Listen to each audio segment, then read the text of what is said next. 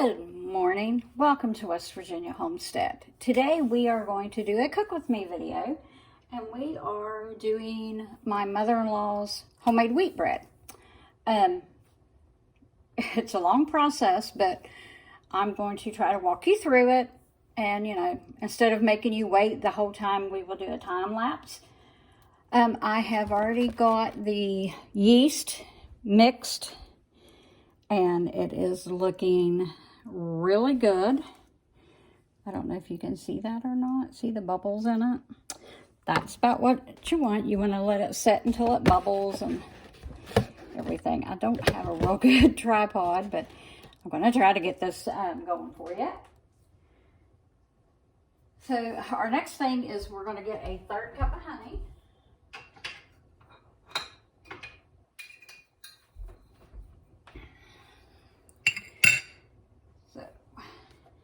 I usually like to use local honey, but I don't have any at the present time, so we are going to use honey that was purchased at Sam's.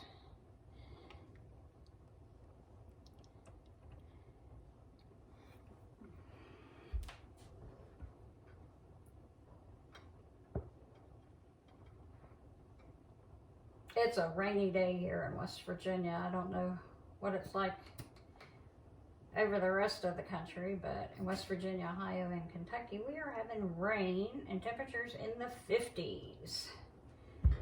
I would rather have temperatures in the 80s, but we have to take what we get.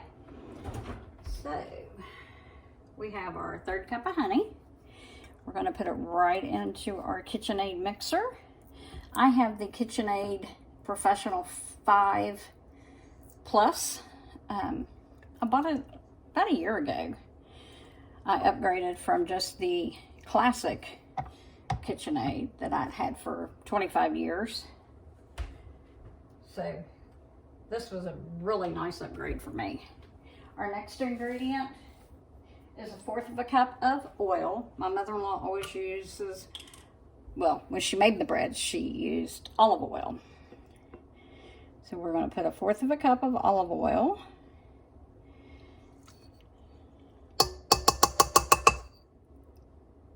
I'll set our cup right over there.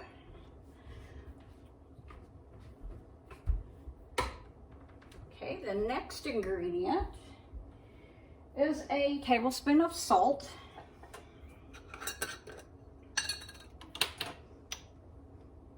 So I keep my salt in this little mason jar, so it's easier to cook with. So I got my tablespoon of salt. Now the next ingredient is 1 3/4 cup of warm water. So I'm getting out another mixing cup to get my water in. You don't want the water real hot because it will kill your yeast. So you want it warm to the touch on your wrist like you would a baby's bottle. So now we're going to pour in our 1 3/4 cup of water. And we are going to just kind of mix this up to let it get good and mixed. And I am using my dough hook. So we're just going to mix that in. Just give it a few whirls around. We're going to lower this back down. Now we're going to add in our active yeast. And as you can see, the yeast is pretty active now. So let's pour the yeast in, and we will mix this in real good. Mix our yeast in with our oil, our honey, and our salt. Just mix it on 1 or 2, whatever your preference.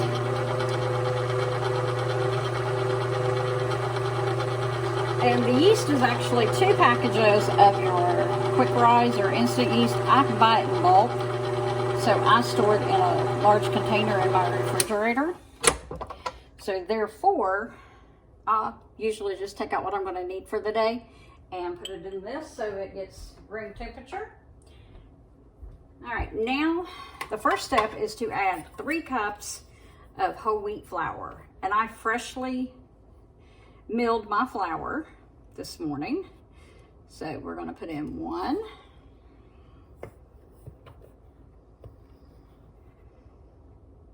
We're leveling it off. 2.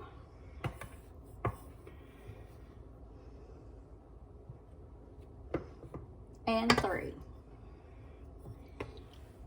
I'm gonna mix this up again.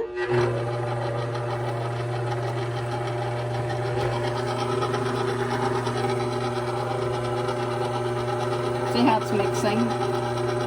Just hold me up here where you can see.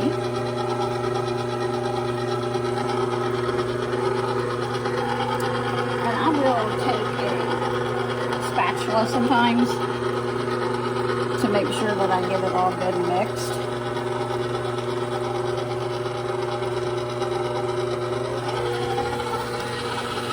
I just sped it up just a touch. And I'm going to slow it down and stop it. Scrape down my bowl sides, just like this, to make sure that all the flour is getting incorporated. Scrape it on the bottom. Scrape those sides good. And I usually use the spatula that I scrape the honey out of the measuring cup with. That way you get all that yummy goodness. So we're going to put that back over there. We're going to mix this up some more.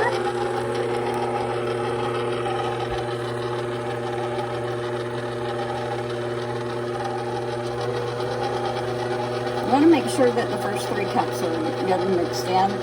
Because the next step is we are going to let it sponge for 10 minutes. So, we have it done like this. This is what it looks like before you start sponging. So now I'm going to cover it up with a towel, let it set for 10 minutes, and I'll bring you back. Okay guys, we are back to the bread making. So let's take off the towel. And I can show you what it looks like after it has sponged for 10 minutes. That is what it looks like after it is sponged. I'm trying to get you a better angle here. Sorry if I make you dizzy, but there is what it looks like after it is sponged. Now we're going to add in our final 3 cups of whole wheat flour. You don't have to use the freshly milled flour, but I get my grains from Azure Standard. And I bought a grain mill this year. Well, actually the end of last year. And started doing my own. It tastes so much better than store-bought. And the wheat berries, they keep forever. So, now we're going to mix this up. And make sure it's good and mixed in.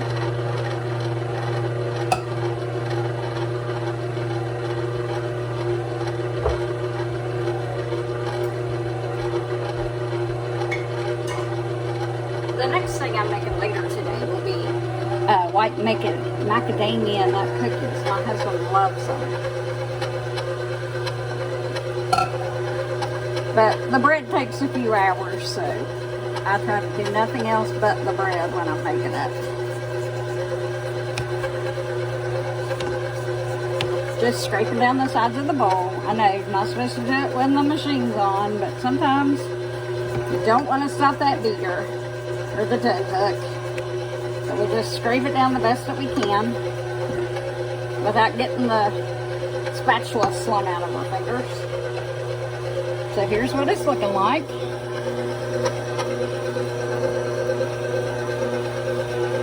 And to get it to the dough consistency we want, we'll have to add in a little bit more flour as we go. And then we'll beat it when we're done. So I'm going to start adding just a little bit of flour at a time.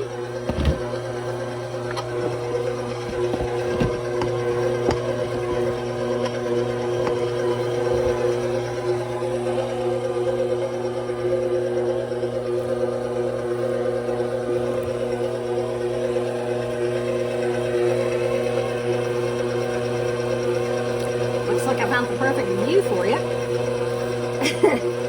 So let's see if I can keep this angle for you. So we're adding in just probably about a quarter cup more, if that. I'm going to start speeding up this a little bit now. And I've got it to, I believe, the dough consistency that we need. And if not, I'll just keep adding a little bit more. See, I'm only adding about that much at a time out of my cup. It's still not quite right.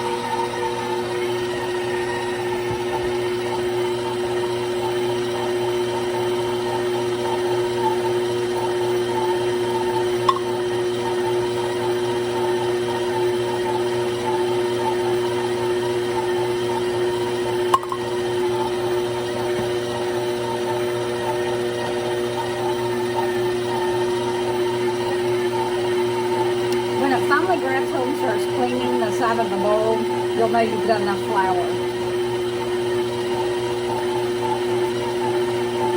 What I love about this machine is it will do all of your kneading for you.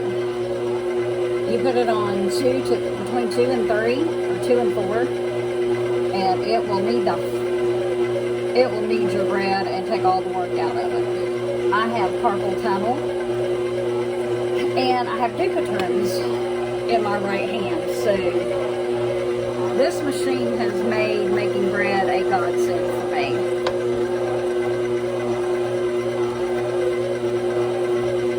Or really any kind of pastries that have to be kneaded. This is just wonderful.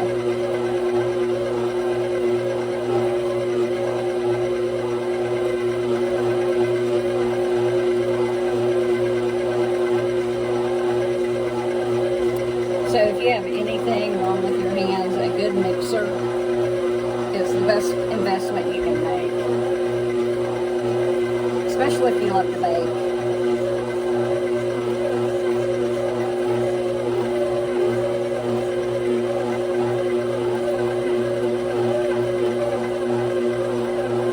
See how it's starting to pull away from the sides now? We still got a little tackiness on the bottom. So we're going to add a little bit more flour.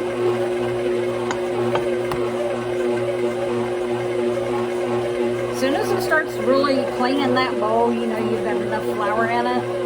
We can start kneading, and then we'll check it to see if it has been kneaded enough, or if we need a little bit more flour and a little bit more kneading.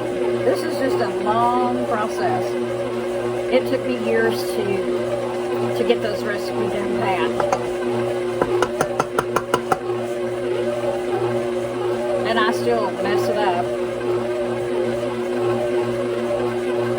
When my husband was younger, when him and all of his siblings were at home, his mother can make 12 to 15 loaves of this bread easily every 10 days. And she didn't have a nice mixer like this. She did it all by hand, the kneading, the whole bit. I could not do that, to be quite honest. Nor would I want to. Alright, we're going to kick it up a notch here. And now we're going to set our timer for 10 minutes. We're going to knead the fire out of this baby.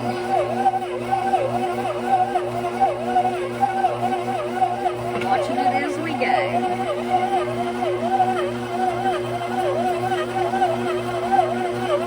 At about the halfway point, I will check it for the window pane and the elasticity.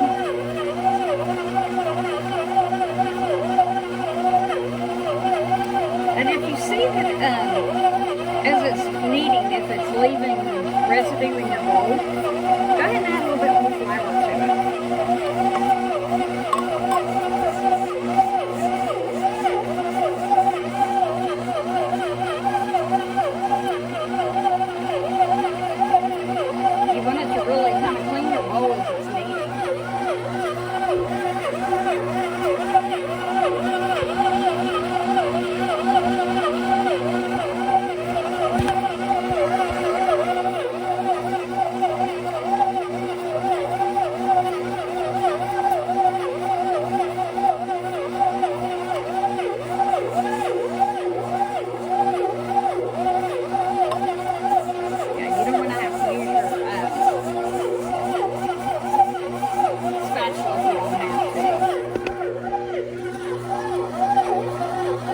Oh, it's kind of sticking on the inside there.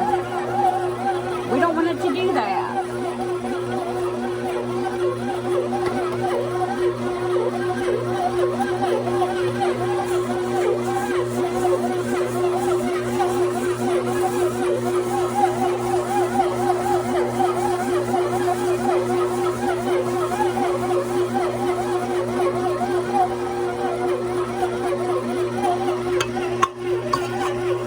Just like that, your machine can kick your flour out of your hand and make a mess like I just did.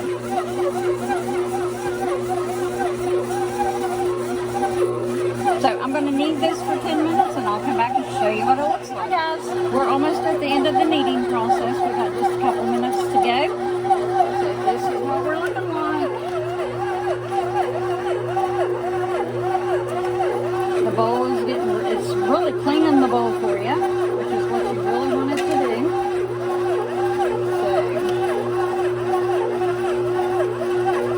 As soon as we get those 10 minutes needed, we will turn it off and put it in our oil bowl and let it rise for an hour.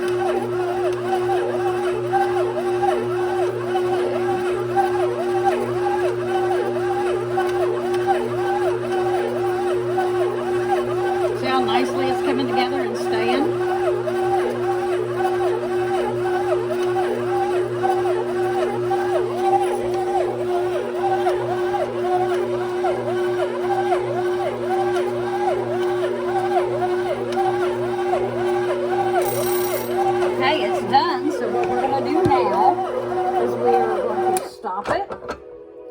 Pull our dough off, and we are going to take a little window look here, a window pane test. And this is basically what you want to get. You want to be able to see the light through it, but it not rip. So our dough is ready. Let me rinse my hands real quick.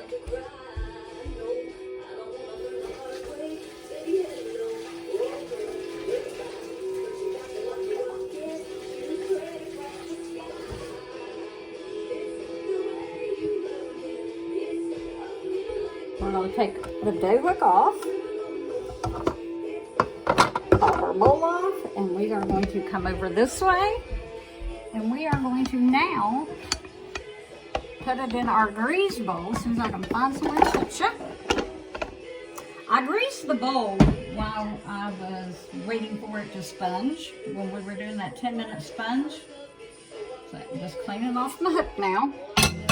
Here's our oil bowl. Just want to run that olive oil around it. I oiled it with olive oil. Now we're going to get a little oil on our fingers to make it easier to take out of this bowl. And we are going to get it all out of here.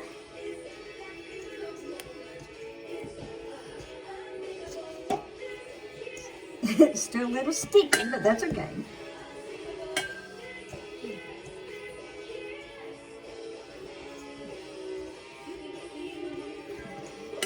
Trying to get it all out in one big ball here. Okay. We've got it out. Now we're going to turn it. And I've actually, since I don't have a gas stove, I've preheated my oven to 170 to make it warm in there. But I'm going to turn it off when I put the dough in there, so it can rise, because my house, the temperature fluctuates, and since it's rainy and cold today, we want to give our bread all the help we can get today. So what we're going to do now is we are going to cover our bowl with a nice clean dish towel, or these are some kind of this is a Hearth and Hand, like flour kettle. So now I'm going to just stick it in my oven.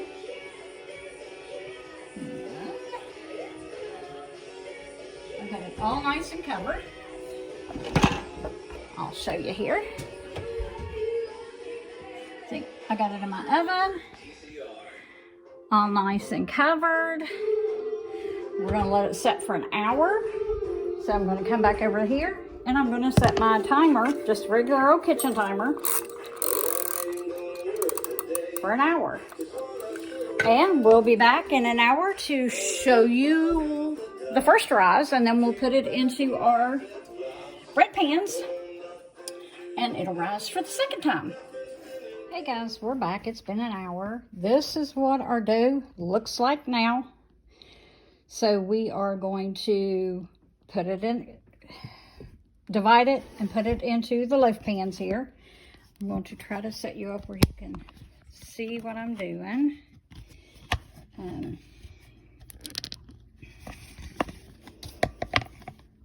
don't know if I can or not. This sometimes kind of cantankerous.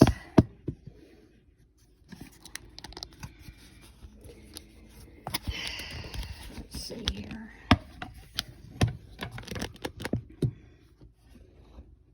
Yeah, there you go. You can see. So we're gonna punch it down. That deflates it and takes the air out.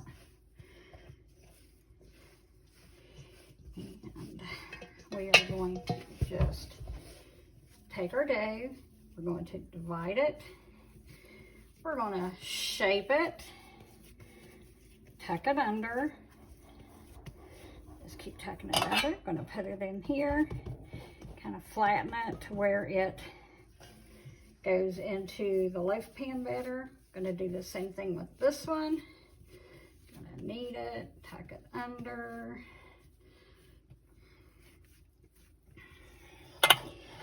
Flatten it out to make it fit in the loaf pan.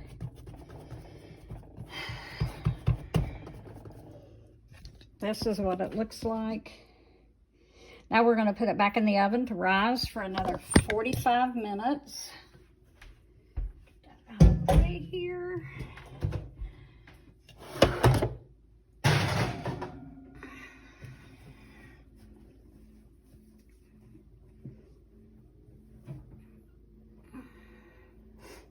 So now I have it in my oven, and we're going to close the door up and let it rise 45 minutes and we'll be back. The bread is finished. It has baked for 30 minutes now. So we went through the mixing, the 2 rises, and the baking at 350 for 30 minutes. It didn't turn out perfect, but hey, what homemade bread does, right? Unless you've really been doing it for a long time. I'm kind of new to bread making, but this is how it turns out. Now my mother-in-law, she would get perfect loaves, but I'm still a work in progress, so we'll see you next time. Have a great day.